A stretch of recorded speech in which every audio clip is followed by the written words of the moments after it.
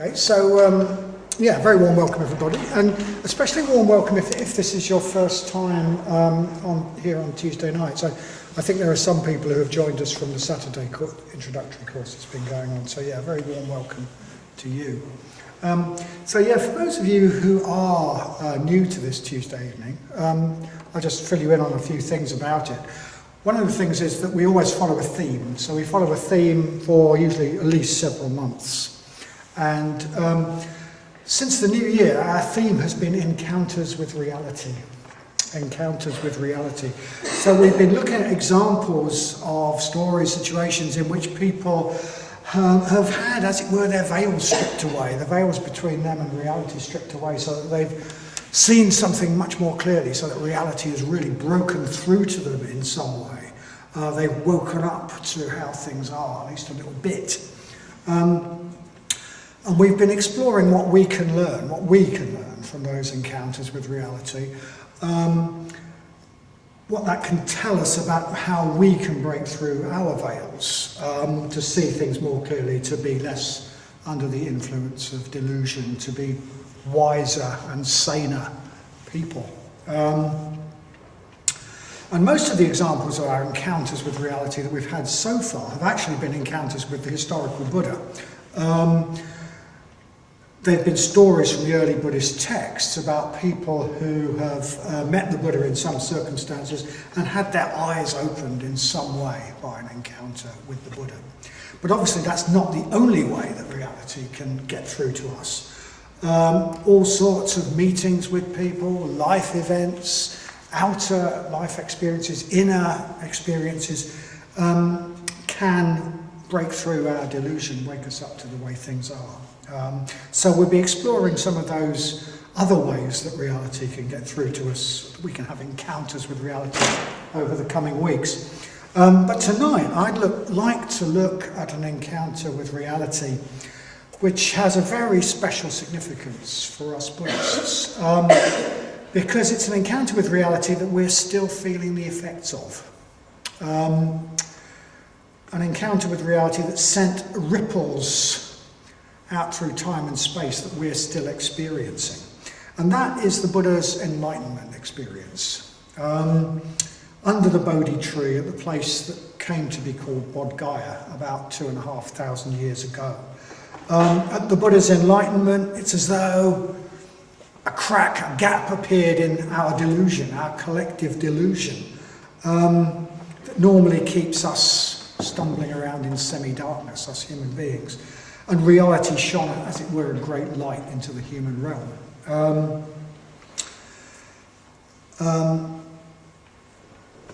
It's as though a higher dimension of reality shone a light into the human realm via the person of the Buddha. And that light then spread out to other people, it spread out in space to other people, and it echoed down time, so that we're still experiencing it today. On the other side of the world, nearly 2,500 years later. So yeah, when we came along to our first introductory course, or read our first book on the Dharma, or when a teaching struck us as really important and life-changing, or when we seemed to connect with a deeper level of wisdom in meditation, we were experiencing the effects of that encounter with reality 2,500 years ago. Which started with the Buddha and has come down through time and spread right around the world till it's reached us here in the unlikely place of Sheffield.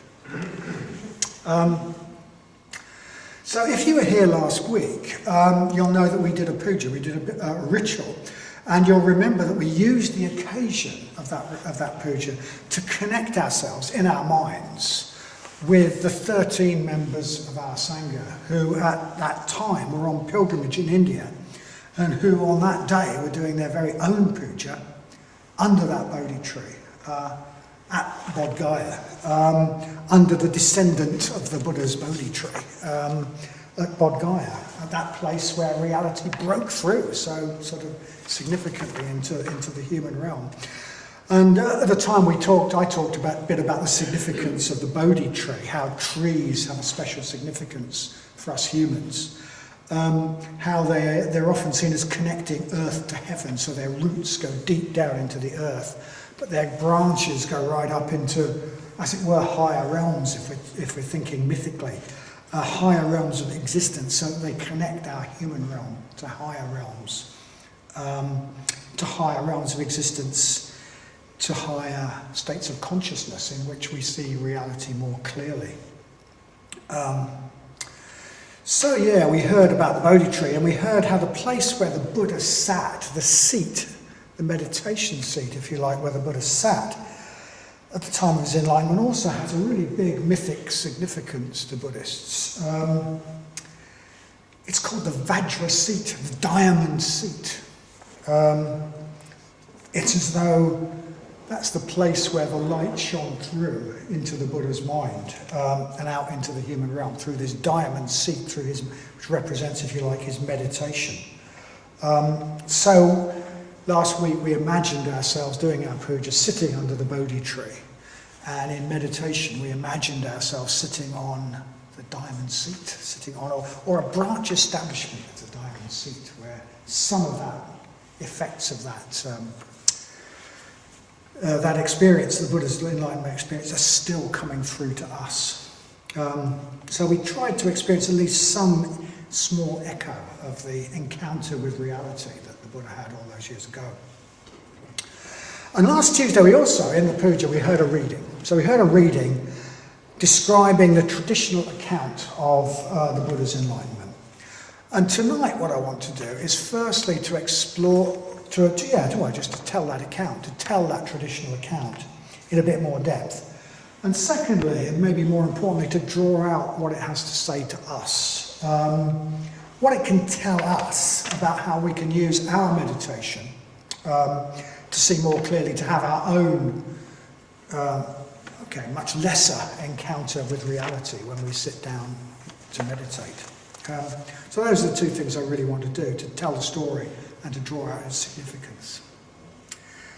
And, well, before I tell the story, I mean, a lot of you will know this story, but before I tell it, for those who may be a bit newer to Buddhism, I should say that the traditional story of the Buddha's enlightenment is a mythic story, okay? It's a mythic story. It's not an attempt at history. We're not meant to take it literally. It's not historical truth. But mythic stories can communicate truths which are much deeper than literal accounts of surface events, surface material events. If we were going to tell the mere surface historical events of the Buddha's enlightenment, we'd have to say something like, this very thin chap, this very thin and rather scruffy chap, although he's very sort of imposing, sits down under a tree, and he sits there for a very long time, and then he gets up again and goes away. And that really would not tell us a great deal about the Buddha's enlightenment. But the mythic story of the Buddha's enlightenment is an attempt to convey something about the inner experience, what actually went on. And I think it conveys a lot. There's a lot of teaching in it. There's a lot that we can learn from this mythic account. So what does the mythic account tell us? Well, many of you already know the story. So the Buddha has spent years living this very, very simple life, sometimes trying out some higher esoteric meditation practices under a variety of teachers. Extremely simple life, simple, very ethical life, focusing himself on reaching enlightenment. He's given up on the idea that ascetic practices are going to get into enlightenment, in effect punishing his body by fasting and so on, with the idea that by punishing his body he'll somehow free his mind. So he'd given up on that and he started eating nourishing food again. And we are told that he remembered an experience from his past when he was sitting under a rose apple tree where he felt that was the key. He felt that there was something there about the calm, focused, bright, clear state, quite natural state that he had achieved, which was the way. That was the way he was going to approach enlightenment. That was the way that he was really going to see into the truth of things, not through any of these complex esoteric practices. He'd achieved, if you like, a sort of state of grace, not invoking a god of any sort, but he'd achieved a sort of state of grace under the rose apple tree, and he thought that's the way forward. And it's quite a natural state in a way. And then we're told, so he's taken up eating, you know, terrible thing. He's taken up eating again, and we're told that he walks towards the Bodhi tree. And in the mythic account, this is quite a solemn thing. He walks towards this Bodhi tree, which is a site that's going to have this incredible mythic significance for mankind. And he walks towards the Bodhi tree, the tree of wisdom, with his mind full of confidence and determination. So we're told it was the stride which has the momentum of lifetimes of skillful action. So that he approached with a clear mind, unstained by the mud of samsara, perfectly unified in his mind. It says he advanced with the stride as firm as the king of mountains, full of purpose, undeviating. The stride of a firm mind, indestructible like a vajra, like a diamond. The stride that destroys all difficulties, unchangeable and unshakable. With such a stride did the Buddha advance towards the tree of wisdom at Bodh Gaya. Well, we should say the future Buddha advanced towards the tree of wisdom at Bodh Gaya. So the text makes a particular point of his determination. We're told that he swore a great vow. He swore a great vow that he would not rise from his seat until he had broken through to enlightenment.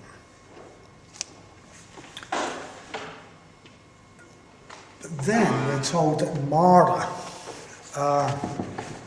the king of the world of desire, saw the Buddha walking towards the tree of enlightenment, the tree of wisdom, with this determination, with his lifetimes of practice behind him, skillful action behind him, intent on escaping from Mara's realm. And that Mara was afraid. So we're told that Mara was afraid that if the Buddha succeeded in escaping what he'd set out to do, not only would the Buddha escape from Mara's realm, but that the Buddha would tell other people how to escape from Mara's realm, and soon there'd be nobody left, and Mara would be sitting there, king of a realm with nobody in it. So he's really determined he's got to stop the Buddha. He's got to stop the Buddha.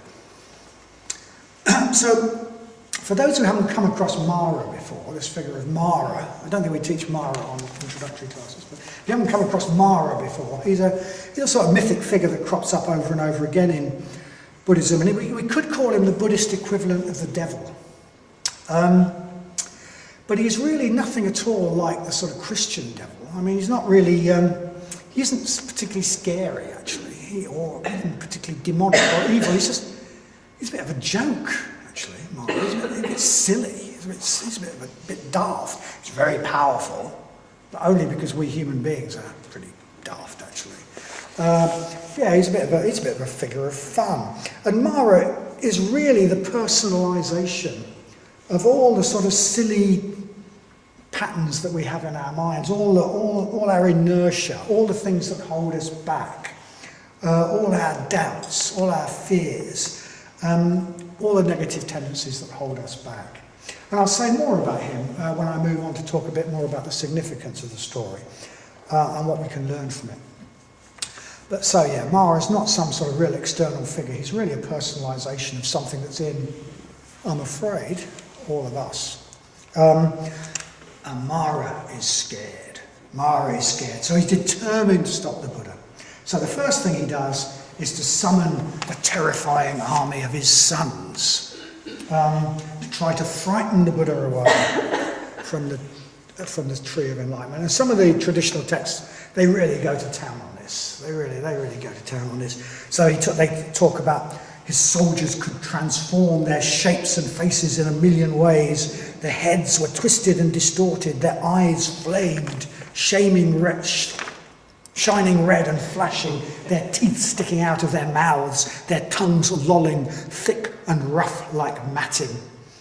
with the faces of boars, fishes, asses and camels, one-eyed, many-faced, three-headed, with speckled bellies sticking out, some like men crossed with goats, some with knees swollen like pots, armed with tusks and claws, carrying headless bodies in their hands, or covered in red spots.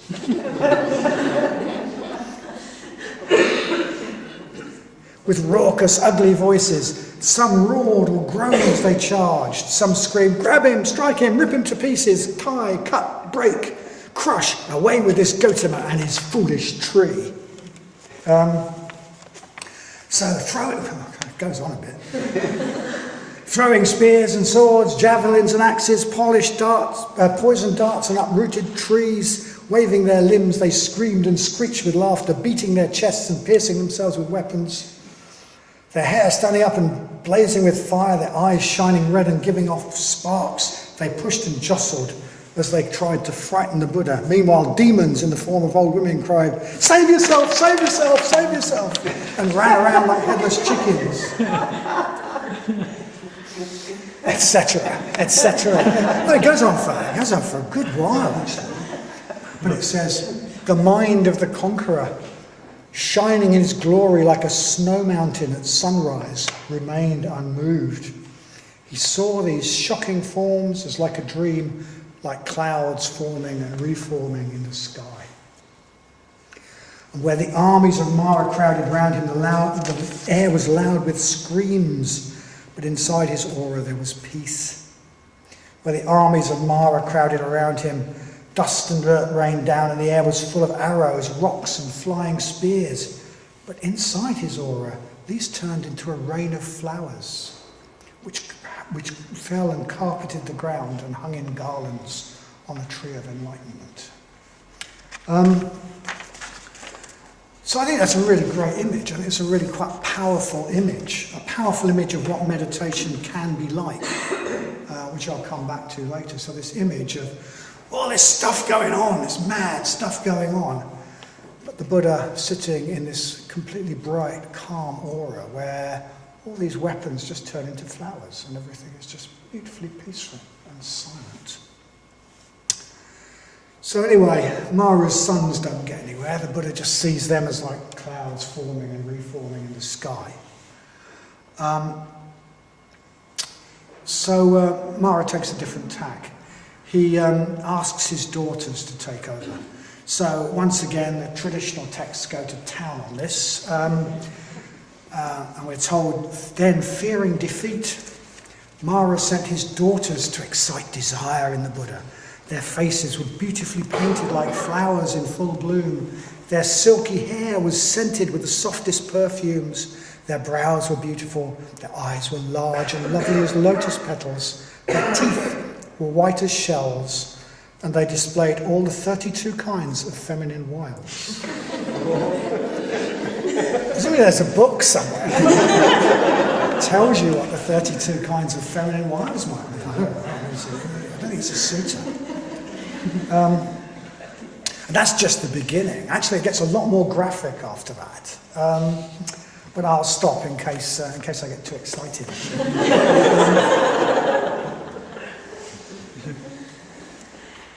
Anyway, after a lot more of that, we're told that Mara's daughters call out to the Buddha, "Spring is here, the trees are in flower, the time is right for pleasure.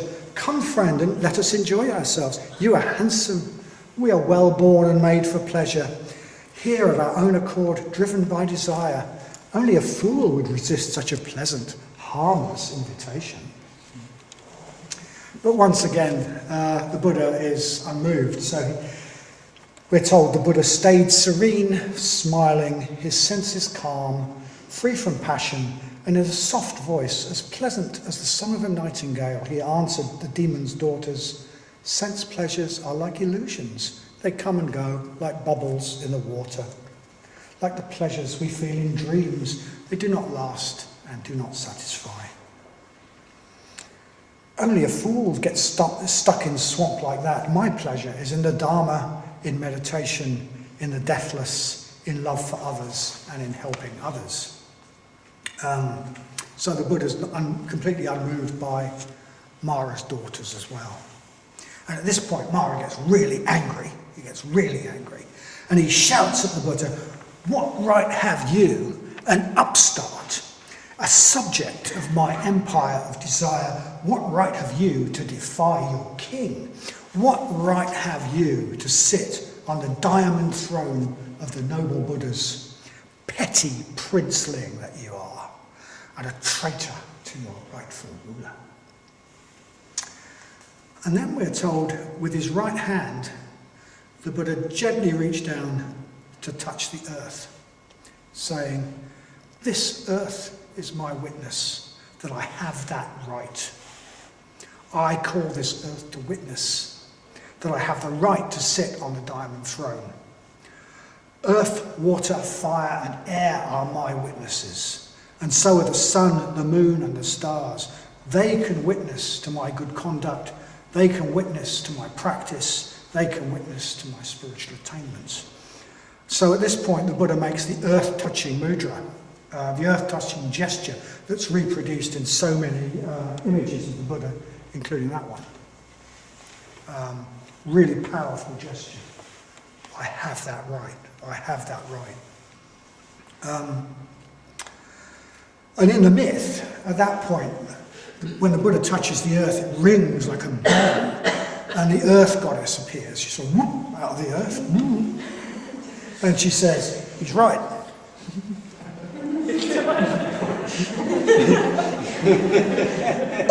Back him up. And Mara goes, "Oh!" and sort of grumps away. Mara's finally done for.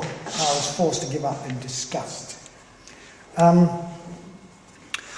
And then Gautama, we're told, enters these higher and higher levels of meditation, and as the night goes on, he penetrates deeper and deeper into the nature of reality, until as the morning star rises over the horizon and the day is just about to dawn, as it says in one text, the great dark was ripped apart.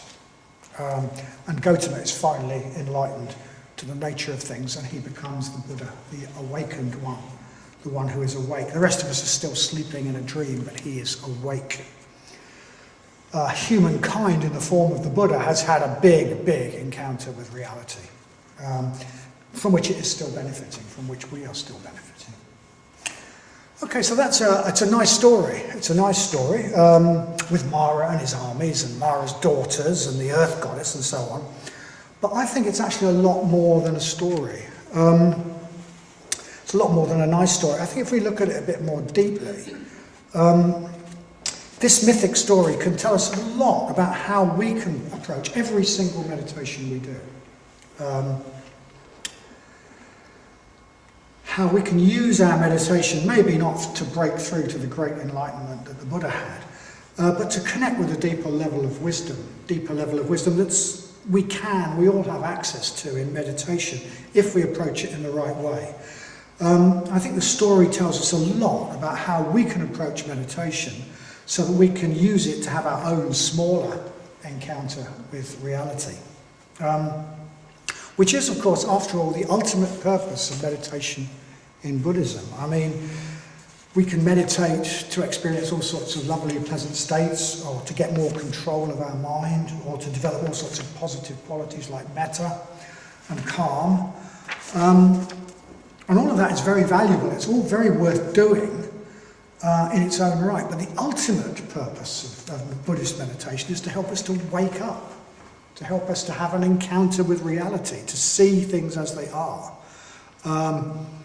We almost certainly have to do all those other things before we can do that. We have to develop that sort of bright mind.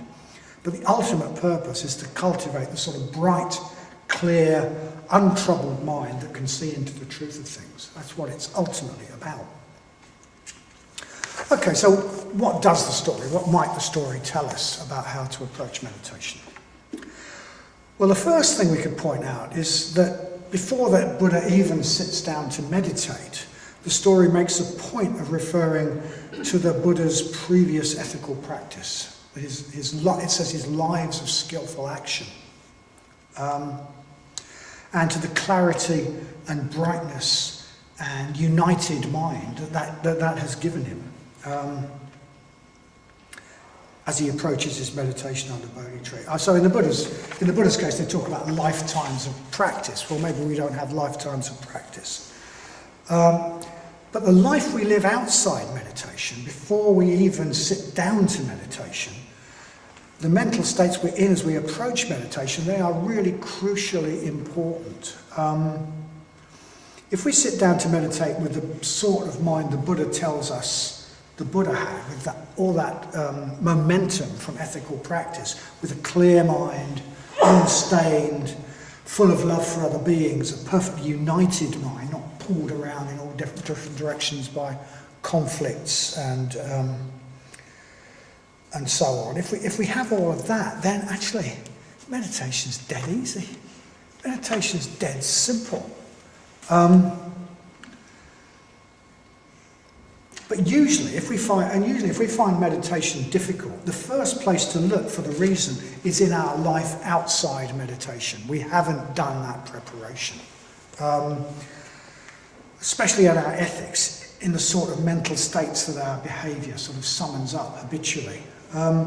So if we live a life we're constantly rushed around by anxiety, or we are often sort of resentful and angry and complaining, or indulge our resentment and ill will, or if we spend a lot of time in any sort of craving, then when we sit down to meditate, those things become a habit, and they will come up in meditation.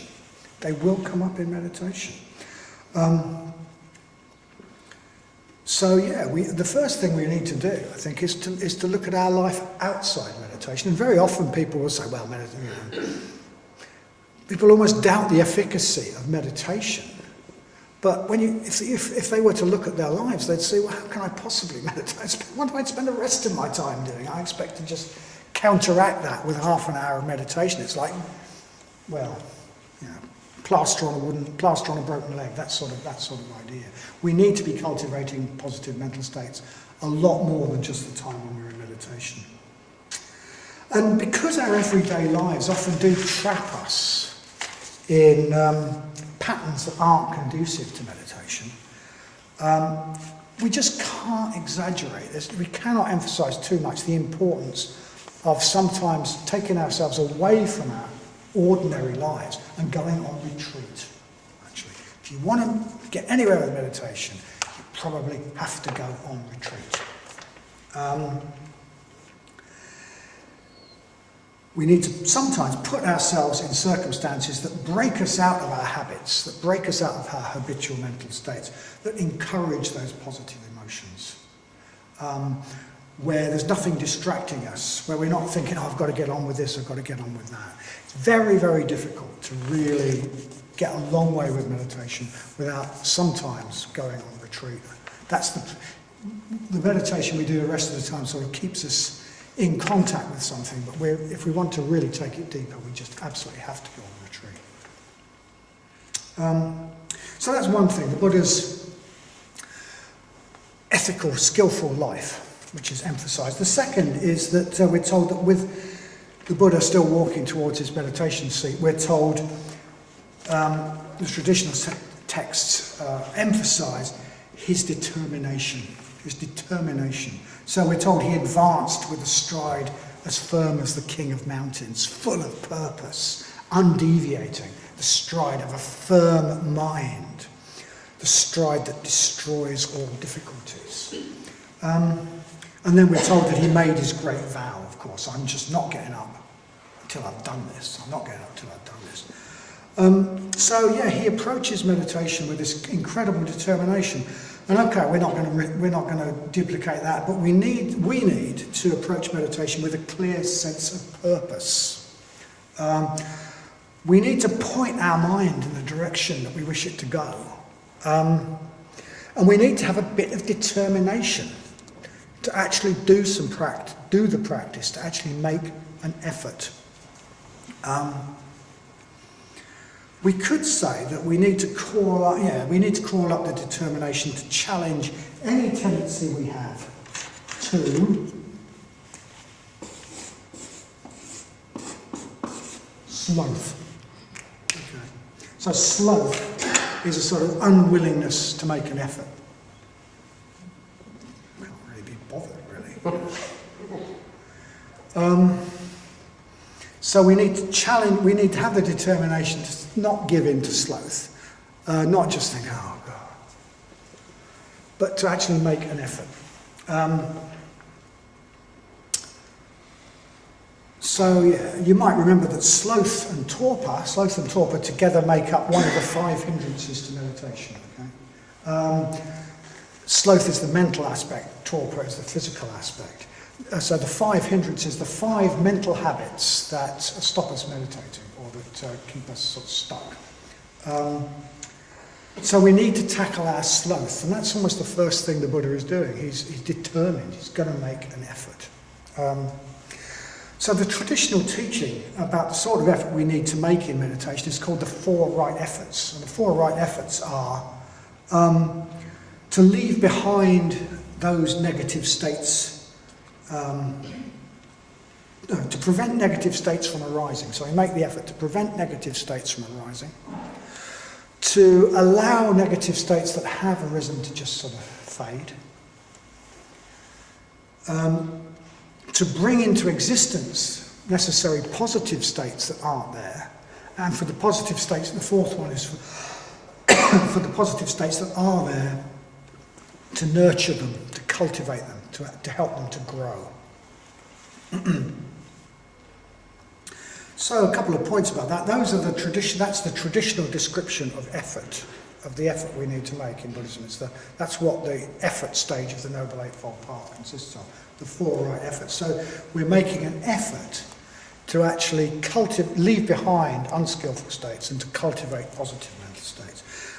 And that requires us to distinguish. It requires us to distinguish between positive and negative states, to make a judgment about them. So I think there can be a tendency in some Western Buddhist circles to say that we just accept whatever's there. That isn't the traditional Buddhist teaching. The traditional Buddhist teaching is that we need to distinguish between skillful and unskillful states. And then we need to be active. We need to actively withdraw our energy from the negative states and actively put our attention, put ourselves behind the skillful states. We need to use our mind to work on our mind. Anyway, that's the mental state with which the Buddha approaches meditation under the Bodhi tree. He's already in a positive state due to his ethical practice, and he's determined, he is primed to make an effort. He is countering the hindrance of sloth, and he's not going to shift until he's done it. There's a real sort of gritty determination. And then he sits down, and Mara appears.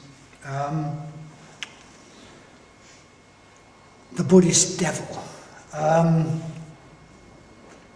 Mara's afraid that the Buddha will succeed, so he does everything to undermine him. And as I've said, Mara is not some sort of external devil in Buddhism. He's not really anything external to us. Mara in Buddhism is really just the personification of everything that holds us back.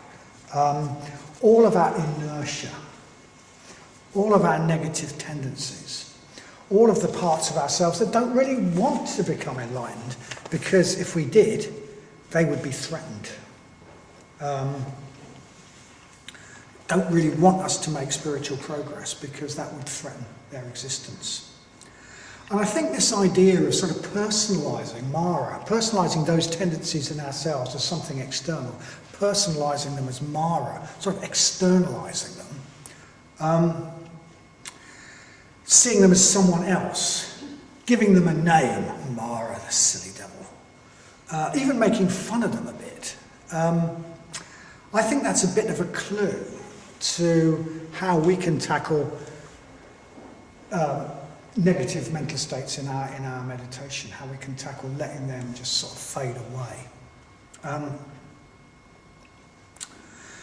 So I'll say a bit more about that in a while. So Mara summons a terrible army of his sons, and what these represent is, if you like, the future Buddha's, the remnants of his fear and his hatred, his ill will. They're just these terrifying, threatening, hate-filled beings, and they sort of storm around and they try and take over his mind.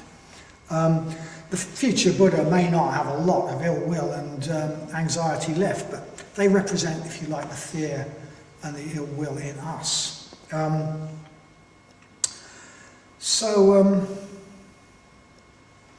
Here we have, I think, two more hindrances. We've got good old ill will.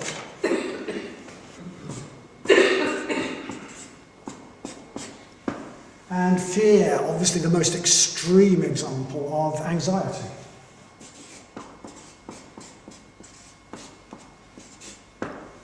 So yeah, Mara's armies, the hindrances of ill will and anxiety in its most extreme form as fear, really try and invade the Buddha's mind. They literally, almost literally attack the Buddha as he tries to meditate, as they often probably attack us when we try to meditate. And the Buddha's approach to them, I think, is quite interesting. The story's approach to them is interesting. These negative emotions of fear and ill will, they're in the Buddha's mind. They're in the Buddha's mind, if they're anywhere. They're not separate from the Buddha, but the story tells us they are Mara. They are Mara. They're Mara's tricks. Someone separate from the Buddha. The Buddha doesn't identify with these emotions as his own self, in a way, his own personality. He sees them as something separate, something outside that he can disengage from. And by personalising these negative emotions as something external to himself, as Mara, this slightly sort of silly figure, he can stand back from them, or we can stand back from them. He and we can disidentify from them.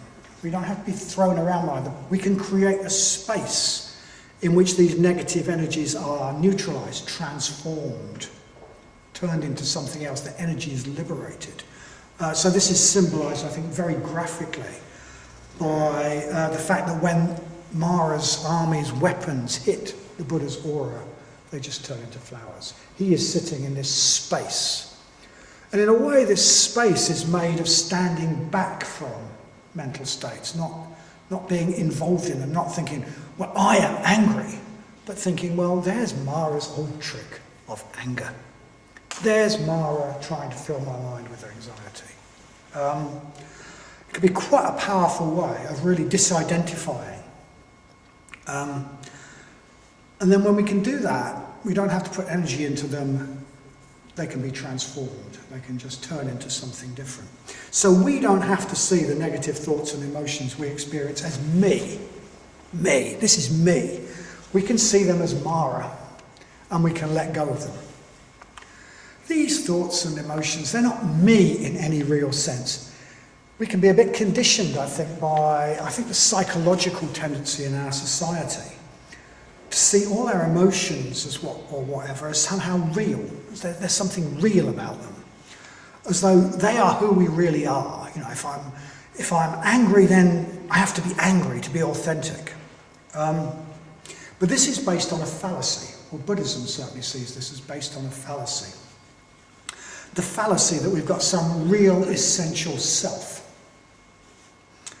And that these are characteristics of the self. So I've got this real essential self, and this real essential self is angry. But we don't actually have any such essential fixed self. Mental states just come and go according to conditions. They're passing conditioned phenomena. You think about one thing and a particular emotion comes up. Think about something else and something else comes up. Think about how somebody's harmed you and resentment and ill will come up. Think about how they've benefited you and positive things come up. They're just conditioned phenomena. They're mental weather. We don't have to sort of think, oh, I am like that. One set of conditions makes us fearful or stingy. Another set of conditions, or another way we use our mind, makes us brave or generous. And then if we nurture one type of feeling or thought, over time that becomes a habit, and over time it just gets more and more difficult to let go of it. And that's how we build up the hindrances. The hindrances are mental habits that we've built up over time. If we spend a lot of our time putting energy into our resentments, criticising others, feeling done over in some way, that becomes a habit, and we become prone to the hindrance of ill will. And that hindrance will rear its head in meditation, etc., for all the others. But really, our thoughts are just like mental weather. They come and they go. And in our mind, we don't have to think of it as me. We have a choice between which feelings and thoughts we encourage and which feelings and thoughts we just think, it's Mara's tricks, let them go. And seeing negative emotions like ill will or anxiety is just more of Mara's tricks. It can be a really helpful way of stepping back, of creating that bright space of awareness in which those negative emotions just transform, they let go. So we can practice the first two, if you like, of the four right efforts of not allowing negative mental states to arise and letting those that do arise sort of fade away, simply by labelling them. Mara's tricks, more of Mara's tricks. Why should I? He's such a silly old devil, Mara. You know? I mean, he's a bit daft, really. So this is obviously what the image of the Buddha, attacked by the army of Mara. Mara's son sitting in his own aura of complete calm and quiet, where all those weapons turn to flowers. It's this really powerful image that communicates what that would be like, communicates what that's like in meditation, to just not identify with those that sort of mental weather that comes up. They're sort of out there, outside the protective aura. And they just turn to flowers. It's a very powerful symbol, I think, of meditation at its best. And it's a symbol, it's an image that I think we can use in meditation. Just imagine that. Imagine ourselves sitting in that space. When they come up, when those thoughts come up, they just turn to flowers. We just disentangle, they turn to flowers. Just Mara. Stand back. Unhelpful mental weather. And let our awareness create the bright aura in which they turn to flowers. And then the energy behind them is released and they can turn into something positive. And that's what the Buddha does, and it works. Ill will and fear have no hold at all on the Buddha. He sees, we're told in the text, he sees those mental states as like clouds forming and reforming in the sky. Mental weather. That's what the text tells us. So that doesn't work. So then in the story, Mara sends his sexy daughters to tempt the Buddha. Mara's daughters pretty obviously represent another of our 5 hindrances. Sense desire.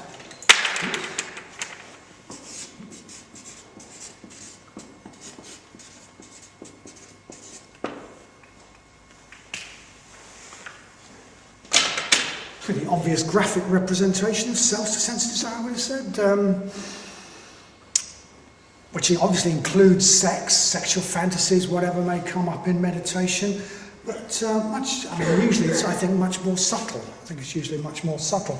It's just the tendency to always be sort of looking forward, wanting that little bit of sense pleasure of some sort.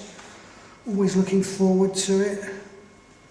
Never being content with what's here and now. Oh, dinner will be lovely. Dinner will be nice. That holiday will be nice. Even that cup of tea will be nice. Just always, never actually experiencing the reality of what's going on, but always just looking for something a bit extra, some sort of sense desire. If we indulge that too much in daily life, we make it a habit. And if we make it a habit, then you sit down in meditation, and if you're not, if you're always looking forward for something else in ordinary life, well, what are you going to do when you meditate? You're sitting there, my knees hurt, it's boring, when's dinner? Or whatever. It will rear its head, and it will often disturb our meditation. And again, of course, the solution is the same. don't throw our energy behind it. This bit of mental weather. Don't think, I desperately want a chocolate biscuit. Think, there's Mara again, you know, sort of waving a chocolate biscuit at me. Go away, Mara. Go away. Oh, shut up, you silly Mara. And let that bit of mental weather pass. So again, the hindrance of self-desire has no hold on the Buddha, and Mara gets very angry. So Mara gets very angry at this point, and he invokes his last line of defense. He tries to undermine the future Buddha. He tries to undermine his confidence. He tries to make him think that he's got no right to sit on the diamond seat. What right have you, you petty princeling, to sit on the diamond seat of the Buddhas? So he tries to undermine him, he tries to make him doubt. Doubt. Oops, changed colour. So the hindrance of doubt is Mara's last line of defence. Like, who are you? Who are you? So the last of our 5 hindrances. What right have you, you petty princeling?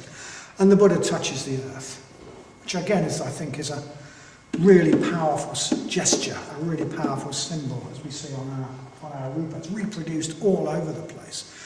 And, you know, we can explain it in various ways, but I think the gesture sort of speaks for itself. It's a real gesture of solidity, of confidence, of groundedness.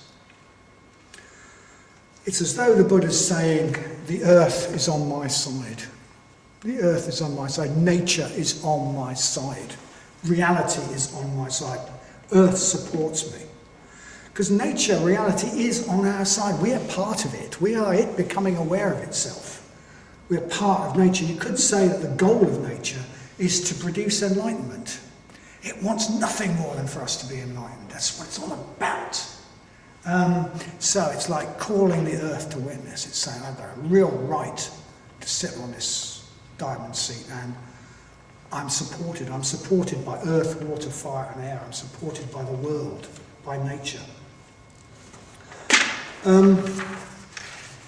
So yeah, in the story we get a really graphic,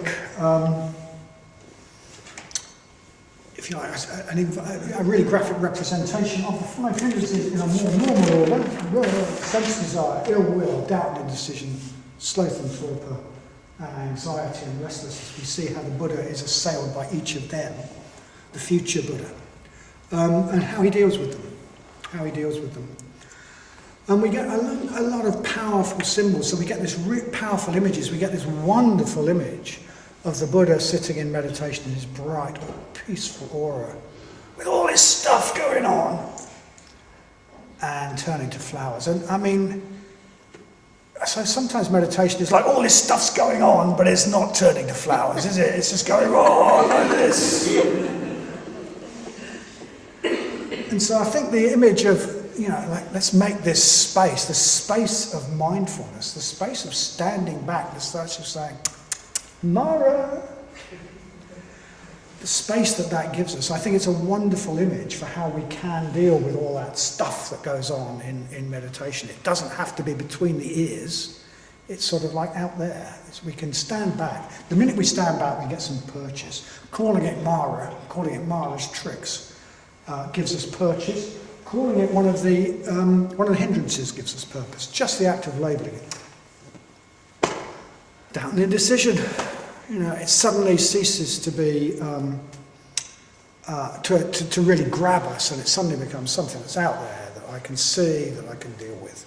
We've objectified it. So that's one of the reasons I think the hindrances are a really good tool.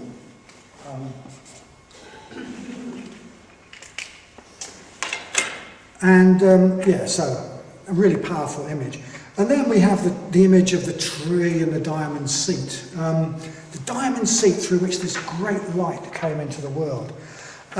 So I'd like to sort of leave you with a sort of mythic take on the Buddha's enlightenment and your meditation seats, okay?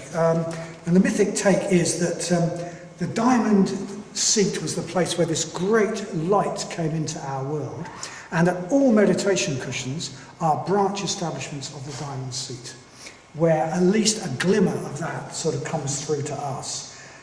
Every time we sit on our meditation cushion, it's as though we're somehow connected back to that event, and we get at least a glimmer of that light into our mind. Meditation is not just a psychological exercise in which we try and sort of do some sort of little trick in our own mind. It's a mythic act that connects us to a wisdom beyond ourselves and to a power beyond ourselves, which came into the world with the Buddha's enlightenment. If we meditate with that attitude, if we approach it with a sense of purpose as the Buddha did, willing to make an effort, if we see the negatives that arise as just Mara's tricks, hindrances, and if we see it as a mythic act, every time we sit on our meditation cushion, we're connected to a source, something beyond ourselves. Even if we have a bad meditation, it doesn't matter, because meditation will have an effect. We really, every time we sit down to meditate, it will have a real effect on us.